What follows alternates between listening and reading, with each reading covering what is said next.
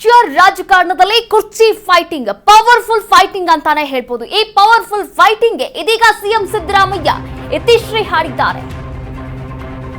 Power sharing ಕಾಳಗಕ್ಕೆ ಮುಖ್ಯಮಂತ್ರಿ ಇತಿಶ್ರೀ ಹಾಡಿದ್ದಾರೆ.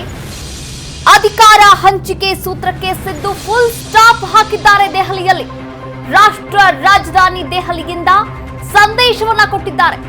ಎದುರಾಳಿಗಳ ದಾಳಕ್ಕೆ ಸಿದ್ದರಾಮಯ್ಯ ಪ್ರತಿದಾಳವನ್ನ ಹೂಡಿಕೆ ಮಾಡಿದ್ರ, ಹಾಗಾದ್ರೆ ಬಾಯಿ ಮುಚ್ಕೊಂಡಿರಿ ಅಂತ ಪರೋಕ್ಷ ಸಂದೇಶವನ್ನ ಸಾರಿದ್ರ ಸಿಎಂ ಸಿದ್ದರಾಮಯ್ಯ ಅವರು.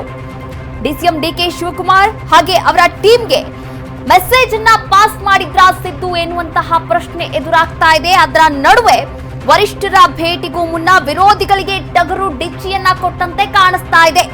ನೋಡಿ, ಸುದೀರ್ಘವಾಗಿ ಮಾತನಾಡಿದ್ರು ಈ ಪವರ್ ಶೇರಿಂಗ್ ಬಗ್ಗೆ. ಪವರ್ ಶೇರಿಂಗ್ಗೆ ತಿಲಾಂಜಲಿ ಕೂಡ ಇಟ್ಟಿದ್ದಾರೆ ಸಿಎಂ ಸಿದ್ದರಾಮಯ್ಯ ಅವರು. ಸಿಎಂ ಸಿದ್ದರಾಮಯ್ಯ ಅವರು ಪವರ್ ಶೇರಿಂಗ್ ಕಾಳಗಕ್ಕೆ ಮುಖ್ಯಮಂತ್ರಿ ಸಿದ್ದರಾಮಯ್ಯ ಇತಿಶ್ರೀ ಹಾಡಿದ್ದಾರೆ. ಎಲ್ಲರೂ ಕೂಡ ಬಾಯಿ ಮುಚ್ಕೊಂಡಿರ್ಬೇಕು ಅಂತ ಪರೋಕ್ಷವಾಗಿ ದೆಹಲಿಯಲ್ಲೇ ಗುಡ್ರ ಹಾಕಿರುವಂತದ್ದು ಟಗರು. ರಾಜ್ಯ ರಾಜಕಾರಣದಲ್ಲಿ ಅಧಿಕಾರ ಹಂಚಿಕೆ ಕುರಿತು ಮಾತನಾಡಿದ್ರು. ಆದ್ರೆ ಅಧಿಕಾರ ಹಂಚಿಕೆ ಏನಿದೆ ಸದ್ಯಕ್ಕಂತೂ ಇಲ್ವೇ ಇಲ್ಲ, ಎಲ್ಲರೂ ಕೂಡ ಬಾಯಿ ಮುಚ್ಕೊಂಡಿರಿ ಎನ್ನುವಂತಹ ಲೆಕ್ಕಾಚಾರದಲ್ಲಿ ಮಾತನಾಡಿದ್ದಾರೆ ಸಿಎಂ ಸಿದ್ದರಾಮಯ್ಯ ಅವರು. ರಾಷ್ಟ್ರ ರಾಜಧಾನಿ ದೆಹಲಿಗೆ ಪ್ರಯಾಣವನ್ನ ಕೂಡ ಬೆಳೆಸಿದ್ರು. ಈಗಾಗಲೇ 2.5 ವರ್ಷಗಳಾಗಿದೆ ಸಿಎಂ ಸಿದ್ದರಾಮಯ್ಯನವರು ಸಿಎಂ ಆಗಿ. ಮುಂದಿನ 2.5 ವರ್ಷಗಳ ಕಾಲ ಡಿಕೆ ಶಿವಕುಮಾರ್ ಅವರು ಸಿಎಂ ಆಗ್ತಾರೆ ಎನ್ನುವಂತಹ ಒಂದಷ್ಟು ಮಾತುಗಳು, ಚರ್ಚೆಗಳು ಎಲ್ಲವೂ ಕೂಡ ಕೇಳಿ ಬಂದಿತ್ತು.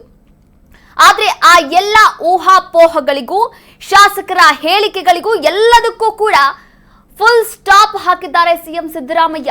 ನಿನ್ನೆ ನಡೆದಂತಹ ಒಂದು ನ್ಯಾಷನಲ್ ಚಾನೆಲ್ನ ಸಂದರ್ಶನದಲ್ಲಿ ಮಾತನಾಡಿದ್ರು. ಈ ಕುರಿತಂತೆ ಮಾತನಾಡಿದಂತಹ ಅವರು ಡಿಕೆ ಶಿವಕುಮಾರ್ ಅವರಿಗೆ ಶಾಸಕರ ಬೆಂಬಲ ಇಲ್ಲ ಅಂತ ಕೂಡ ಹೇಳಿದ್ರು. ಒಂದು ಕಡೆ ನಾವಿಲ್ಲಿ ಗಮನಿಸ್ತಾ ಹೋಗೋದಾದ್ರೆ, ಇನ್ನ ಈ ಒಂದು ಪವರ್ ಶೇರಿಂಗ್ ಏನಿದೆ ಇದೆಲ್ಲವೂ ಊಹಾಪೋಹ, ಅಂತೆ ಕಂತೆಗಳಷ್ಟೇ ಎನ್ನುವಂತಹ ಮಾತುಗಳನ್ನಾಡಿರುವಂತದ್ದು. ಆದ್ರೆ ಇದೆಲ್ಲದರ ನಡುವೆ ಡಿಕೆ ಶಿವಕುಮಾರ್ ಅವರು ಸೈಲೆಂಟ್ ಆಗಿದ್ದಾರೆ. ಆದ್ರೆ ಇಲ್ಲಿ ನೋಡಿ, ಸಿಎಂ ಸಿದ್ದರಾಮಯ್ಯನವರು ಕುರ್ಚಿ ಬಿಟ್ಕೊಳ್ಳೋಕೆ ರೆಡಿನೇ ಇಲ್ಲ ಅನ್ನೋದು ಇವರ ಮಾತಿಂದ ಗೊತ್ತಾಗ್ತಾ ಇದೆ.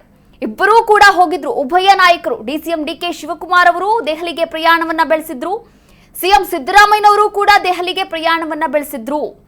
ಆದ್ರೆ ಪ್ರಯಾಣ ಬೆಳೆಸಿದಂತಹ ಸಂದರ್ಭದಲ್ಲಿ ಹೈಕಮಾಂಡ್ ವರಿಷ್ಠರು ಒಂದಷ್ಟು ಸೂಚನೆಗಳನ್ನ ಕೂಡ ನೀಡಿದ್ರು. ಏನ್ ಸೂಚನೆಯನ್ನ ನೀಡಿದ್ರು ಹೈಕಮಾಂಡ್ ವರಿಷ್ಠರು? ಬಿಹಾರ ಚುನಾವಣೆ ಆಗೋವರೆಗೂ ಕೂಡ ತೆಪ್ಪಗಿರಿ, ಯಾವುದೇ ಹೇಳಿಕೆಗಳನ್ನ ನೀಡಬೇಡಿ ಅಂತ ಕೂಡ ಹೇಳಿದ್ರು.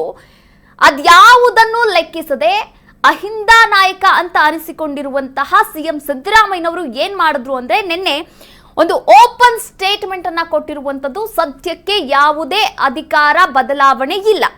ಈಗಾಗಲೇ ವರಿಷ್ಠರಿಗೂ ಕೂಡ ಗೊತ್ತಿರುವಂತದ್ದು, ಅಹಿಂದ ನಾಯಕನನ್ನ ಏನಾದ್ರೂ ನಾವು ಕೆಳಗಡೆ ಇಳಿಸಿದ್ವಿ ಅಂದ್ರೆ ಮುಂದೆ ಬರುವಂತಹ ಬಿಹಾರ ಚುನಾವಣೆಗೆ ಒಂದು ಹಿನ್ನಡೆಯಾಗುವಂತಹ ಎಲ್ಲಾ ಸಾಧ್ಯತೆಗಳಿದೆ. ಹೀಗಾಗಿ ಒಂದು ನಿರ್ಧಾರವನ್ನ ಕೂಡ ತೆಗೆದುಕೊಂಡಿರುವಂತದ್ದು. ಸದ್ಯಕ್ಕೆ ಯಾವುದೇ ಪವರ್ ಶೇರಿಂಗ್ ಇಲ್ಲ ಅನ್ನೋದನ್ನ ಹೈಕಮಾಂಡ್ ವರಿಷ್ಠರು ಕೂಡ ಹೇಳಿರುವಂತದ್ದು. ಅದನ್ನ ಗಟ್ಟಿಗೊಳಿಸಿಕೊಂಡಿರುವಂತಹ ಸಿಎಂ ಸಿದ್ದರಾಮಯ್ಯನವರು ಕೂಡ ನಿನ್ನೆ ಓಪನ್ ಸ್ಟೇಟ್ಮೆಂಟ್ ಅಂತಾನೆ ಹೇಳ್ಬೋದು ಇದನ್ನ. ಈ ಓಪನ್ ಸ್ಟೇಟ್ಮೆಂಟ್ ಅನ್ನ ನೀಡಿದ್ದಾರೆ. ಅಂದ್ರೆ ಈ ಪವರ್ ಶೇರಿಂಗ್ ಕಾಳಗ ಏನಿದೆ ಎಲ್ಲವೂ ಕೂಡ ಊಹಾಪೋಹ, ಅಂತೆ ಕಂತೆ ಇದೆ. ಈ ರೀತಿಯ ಯಾವುದೇ ಚರ್ಚೆಗಳು ಹೈಕಮಾಂಡ್ ಮುಂದೆ ಆಗಿಲ್ಲ ಎನ್ನುವ ನಿಟ್ಟಿನಲ್ಲಿ ಮಾತನಾಡಿದ್ದಾರೆ.